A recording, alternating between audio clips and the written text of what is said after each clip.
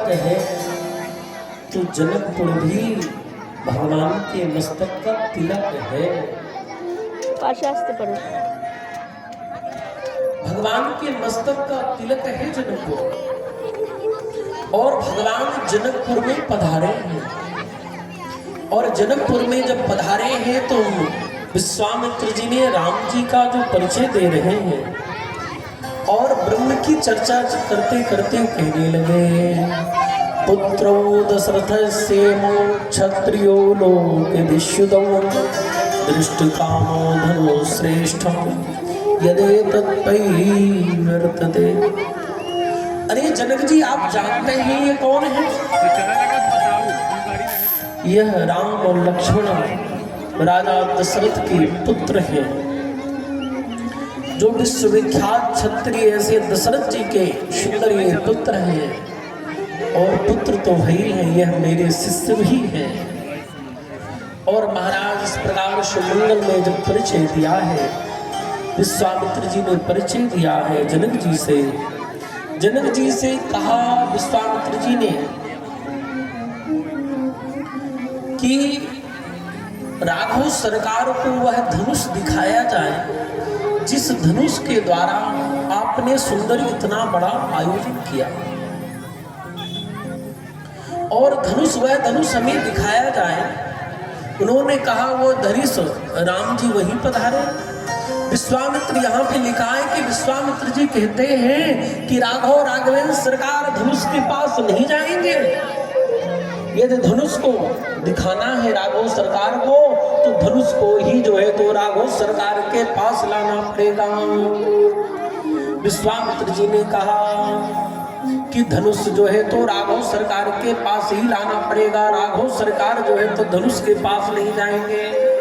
जनक जी ने कहा प्रभु, वह धनुष साधारण धनुष नहीं है, वह जो धनुष है वो भगवान शिव का धनुष है। और वह धनुष देवराज, मेरे जो पूर्व देवराज हुए हैं, उनको वह धनुष प्राप्त हुआ।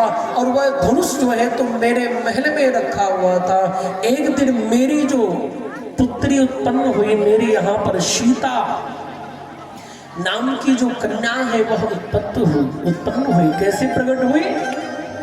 बोले महाराज, यहाँ पर ऐसा लिखा हुआ है कि कोई अकाल वगैरह नहीं पड़ा। पहले कई जगह ऐसा भी वर्णन आया है कि अकाल पड़ा, इसलिए जनक जी ने धरती को जो है तो जोता है। पर महाराज यहाँ पर वर्णन है, यहाँ पर यज्ञ आदि के निमित्त, क्योंकि जब यज्ञ होता है तो यज्ञ भी बंजर भूमि नहीं होता।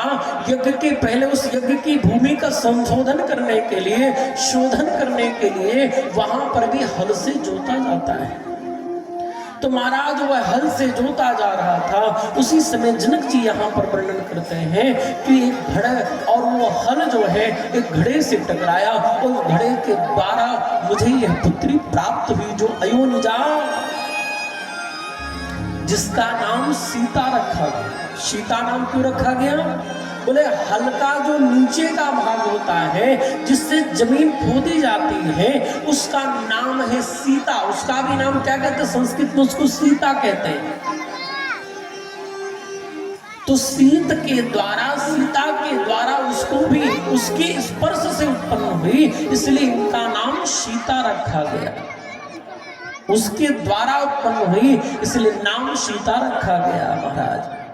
और जनक जी यहाँ पर वर्णन करते हुए, और एक दिन यह पुत्री मेरी खेल रही थी, और खेल में जो ऐसा धनुष जो कोई हिला नहीं सकता था, उस धनुष को मेरी पुत्री ने हाथ से पकड़ करके उस धनुष को उठा लिया है।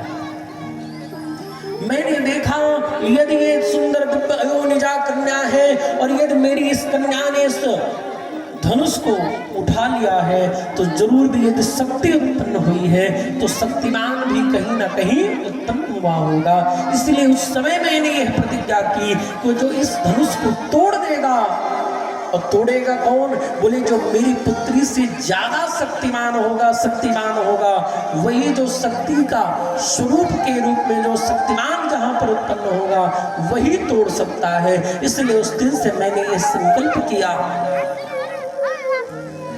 कि मेरे धनुष को जो चाप चढ़ाएगा, यहाँ पर तोड़ने का नहीं है, यहाँ पर ये कि धनुष के ऊपर प्रत्यंचा जो चढ़ा देगा उसी से मैं अपनी कन्या का विवाह करूंगा।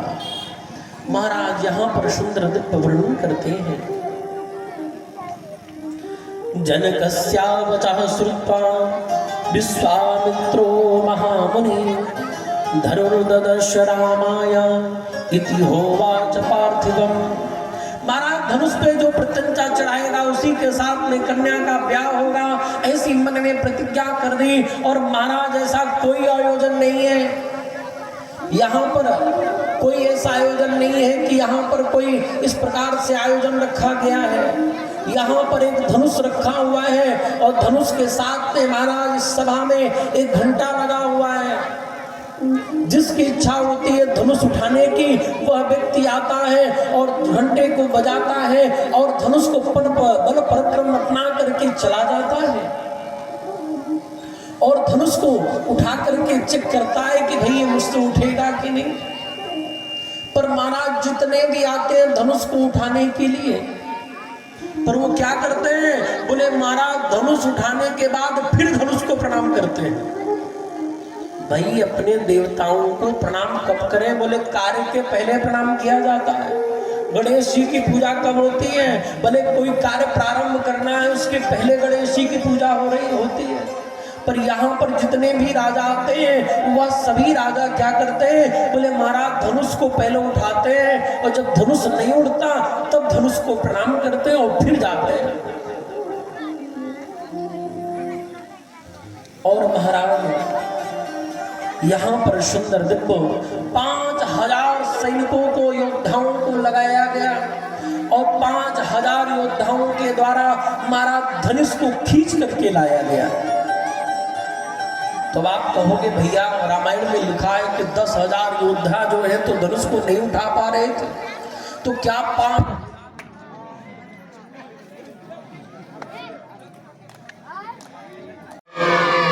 तो महाराज सुंदर दिव्य वर्णन करते हैं कि 5000 सैनिकों ने, बड़े बड़े योद्धाओं ने मिलकर के धनुष को खींचा है। महाराज कैसे खींचा है? अब आप कहोगे कि 10,000 राजा मिलकर के धनुष को नहीं हिला पाते थे और धनुष पे प्रत्यंचा चढ़ाना भी कोई साधारण बात नहीं माना। महाराज वो धनुष को खींच करके फिर प्रत्यंचा चढ़ाई जाती थी।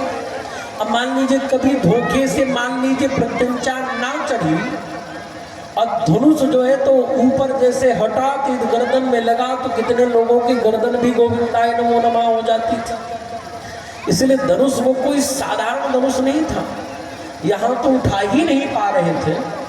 पर इस तरह से ये दिव्य धनुष महाराज सुंदर महाराज वर्णन करते हैं, क्योंकि ये धनुष को उठा के नहीं ला रहे थे भैया। महाराज एक ठेला गाड़ी थी और उस ठेला गाड़ी में वह धनुष रखा हुआ था और 5000 योद्धा मिल करके उस ठेला गाड़ी को धक्का दे के ला रहे थे, धनुष को उठा के नहीं ला रहे थे। कोई वस्तु है तो अपने से उठा के लाना उसका अलग वजन होगा, पर किसी में रख करके ले जाओ तो उसको धक्का लगा के तो बड़े प्रेम से चला जाएगा। उसी प्रकार से 5000 योद्धा मिल करके जो है तो धनुष को लिए जा रहे थे। मिथिलावासी मन में विचार करते हैं, वो मन में विचार करते हैं कि आज ये अनायास जो दिव्य धनुष है ये भगवान शिव का जो पिनाक है ये कहाँ चला जा रहा है। सारे मिथिलावासी जितने हैं सब इकट्ठा हो गए और धनुष के पीछे पीछे जा रहे हैं, ये धनुष कहाँ जा रहा है। और देखते देखते धनुष रंगशाला में पधारे हैं। सुंदर पधार करके राम जी के सम्मुख रखा है।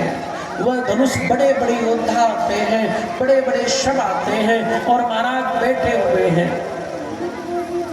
महाराज पर उस धनुष से ऐसा प्रभावशाली धनुष है कि कोई हिला भी नहीं पा रहा है।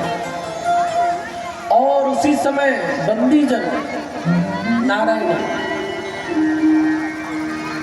और उसी समय जनक के बंदीजनों ने सुंदर मिलकर के क्या किया, जनक के बंदीजनों ने उस धनुष को जैसे देखा महाराज घोषणा करना प्रारंभ कर दिया।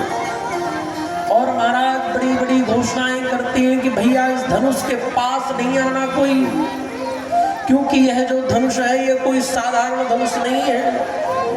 और महाराज इस प्रकार से, क्योंकि यदि आप इसके पास भी आओगे जिसको हिला नहीं पाओगे, और बार बार महाराज इस प्रकार से सुंदर बंदी जन घोषणा करते हैं। क्या कहते हैं बंदी जन?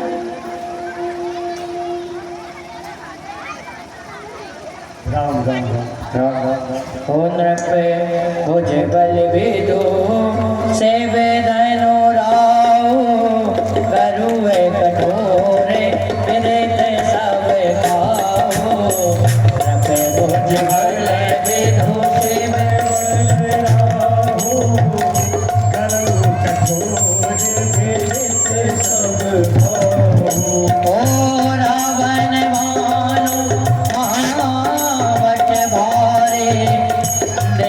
सरासन बबई से धारे कोई पुरानी को दर्द कठोरा राज समाज आज जोई तोरा आत्र भुवन जय समेत में देती बिना ही विचारे नहीं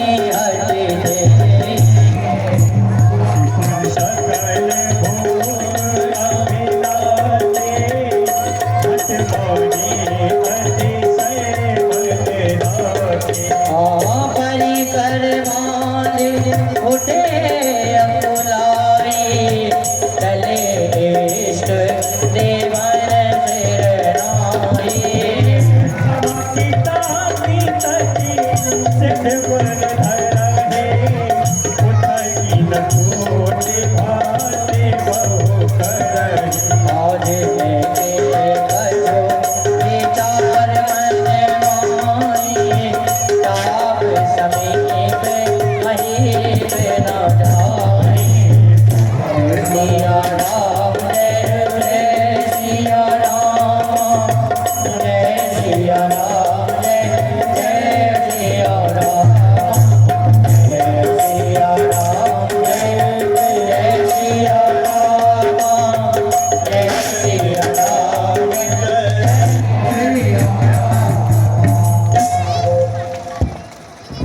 बोली श्याम रामचंद्र भगवान की जय। जय बोले राघवेश्वर सरकार की जय हो। और इस प्रकार से सुंदर दिव्य महाराज वर्णन करते हैं, और वर्णन करते हुए सुंदर दिव्य यहाँ पर कह रहे हैं कि महाराज बंदी जनों ने घोषणा कर दी। घोषणा करने के बाद सुंदर महाराज बड़े बड़े राजा आते हैं, सब इसको महाराज उठाने का प्रयत्न करते हैं। यहाँ तक कि महाराज सुंदर दिव्य रावण भी आया है, बाणासुर भी आया है, सबने अपनी अपनी तरफ से प्रयास कर दिया, पर यह धनुष जो है तो हिला कर नहीं। उसी समय जनक जी ने खड़े होकर के कहा कि भैया ये जो धरती है निपेतुश्चानरे सर्वे तेन शब्देन मोहिता वर्जिता मुनिवरम राजन तो महाराज वहां पर वो घोषणा करते हैं कि लगता है ये भूमि जो है अब लगता है वीर विहीन हो गई है, क्योंकि कोई इस धनुष को उठा नहीं सकता है। ऐसा मन में विचार करके महाराज घोषणा करते हैं, और बार बार उनकी घोषणा को सुन करके महाराज वो घोषणा तो कर रहे हैं, पर बार बार बोलते भी जा रहे हैं कि ये वीर जो है तो ये धरती वीरों से बीन हो गई है। पर मन में ये भी विचार कर रहे हैं, लखनलाल जी की तरफ भी देख भी रहे हैं कि लखनलाल जी थोड़ा सा लाल पीले पड़ रहे हैं। और उसी सभा में लखनलाल जी खड़े हो गए हैं। लखनलाल जी खड़े होकर के कहने लगे, जनक जी आपने ये जो कहा कि धरती जो है तो वीरों से विहीन हो गई है, पर मैं आपको बता दूं कि यह बात रघुवंशी जहां ना बैठे हो वहां पर यह बात शोभा देती है। राम जी ने शांत करने का प्रयास किया, हे लक्ष्मण यह उचित नहीं है, ऐसा कैसे बोल सकते हो। उन्होंने लक्ष्मण जी ने कहा, बहुत सुंदर यहाँ पर वर्णन करते हैं। लखनलाल जी ने कहा, हे भैया यदि